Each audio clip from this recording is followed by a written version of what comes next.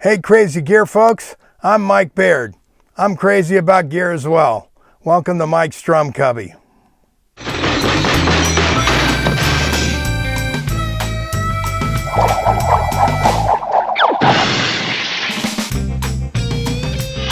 Welcome covers.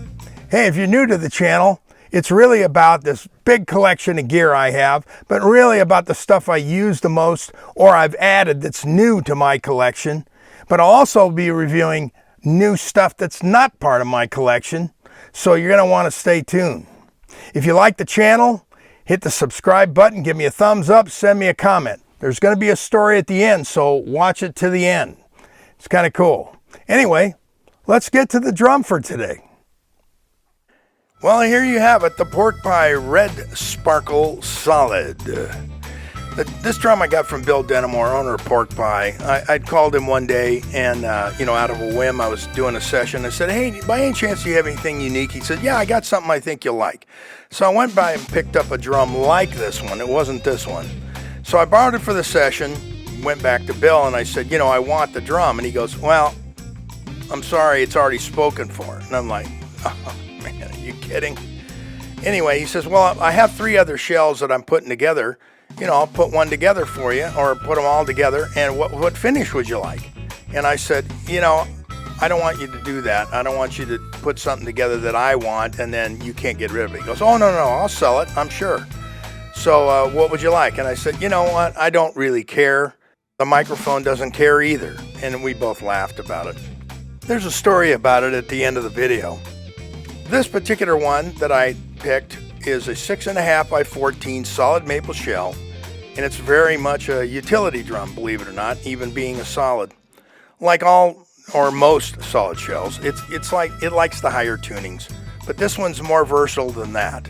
It gets used a lot more. Trick throw off, the butt end, and the traditional pork pie lug. Pork pie solid red sparkle. And that's kind of at the bottom of its range. You go any more than that, it's kind of flattens out. There we go.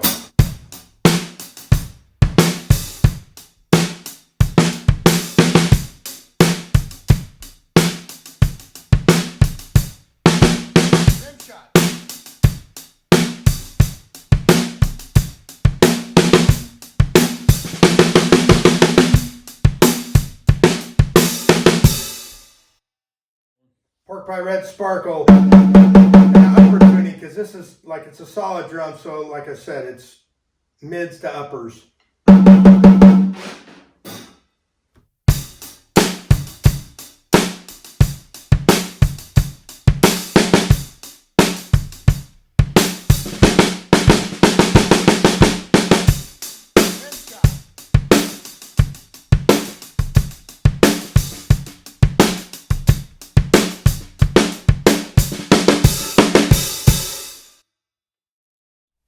Okay, we're back. Anybody want to guess the weight of this drum? 9 pounds, 5 ounces. Okay, so Bill told me the story of how he got these shells. Apparently, he ordered 4 shells from Black Swamp Percussion. Eric Soy over there, I guess, hand-picked them. The first one, which I couldn't have, that was one of them. And then he put together these other 3. This one being red sparkle, there was a white pearl and something else. So I took the red sparkle. That to me sounded the best when I was at his shop. And not that day, but the next day I had a session. So I took it to the session. 2 songs into the session, the producer says, wow, that's a really great sounding drum. And I said, well, he's got 2 others. And he said, well, will you pick one out for my studio? And he had tons of gear. This producer had a great gear of guitars, amps, keyboards, drums. I mean, all kinds of stuff, basses. It was great. Anyway, so when I went back to Bill's, I picked out one for him, and he still has it. But now to get to this red sparkle, I've never had a red sparkle drum, so this is my first one. Not that that means anything, but I have a story that deals with the sparkle finish. Back in the 60s, when I was in high school, I was in a band called the Page 5. And we were making some noise in Hollywood. We were playing like the Teenage Fair, and we were doing a TV show called Boss City for a Pepsi Boss Battle of the Bands and stuff like that. Well, we used to go to a club called the Hullabaloo. And prior to the Hullabaloo, it was called the Moulin Rouge, and it was on Sunset Boulevard. Still is, but it's not called that anymore. It became Nickelodeon on Sunset.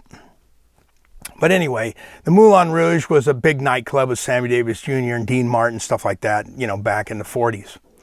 And then in the 60s, it became a rock club, the Hullabaloo. And so you could see the Yardbirds, the Kinks, the Byrds, the Doors, Grateful Dead, you know, Paul Revere and the Raiders. I mean, like tons of acts. So it was a great club to go to. Well, we would go to this club and frequently, and, you know, all of us as a band and watch the bands. So the lead singer of this band named Mike Morrison was kind of a high-speed guy and a hustler. He really hustled for gigs. Well, he became friends with a band that was kind of a house band there, even though they played on their own, but they would a lot of times be the opening act to the Yardbirds or the Kinks or the Byrds or, you know, whatever, so forth and so on. And they were called the Palace Guard.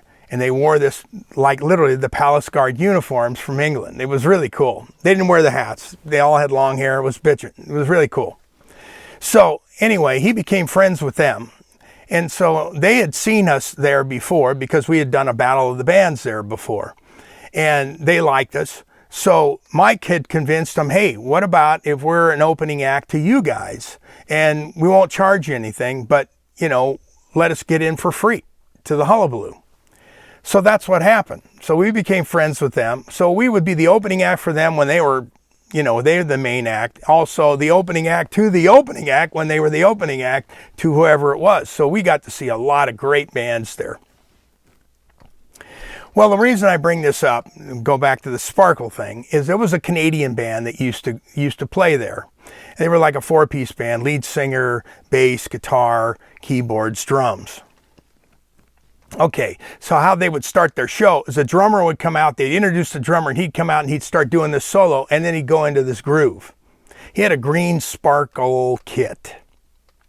Then they'd introduce the bass player, and he would come out and he'd jam, you know, some solo, and then start in the groove. And then they would do that with the guitar player, and then they would do that with the keyboard player. And the last introduction was obviously the lead singer. And this guy would come spinning like a top from the side of the stage. I mean, just spinning like crazy. And he would hit the microphone stand, and the microphone stand would start to fall. And it would get to about 2.5 feet off of the floor. And he would stop and catch it and then start singing. It was like incredible. It was like, wow. Anyway, the green Sparkle kit. So one time when we went to see these guys, somebody that was a friend of the band's had come with us, and he was a musician, a big rock guy, and big historian on rock and roll and all that kind of stuff. And when the drummer came out to play, he leans over to me and says, "Don't ever have a green Sparkle kit. It's bad. It's bad luck for rock and roll. It's just bad luck." And I'm like, okay.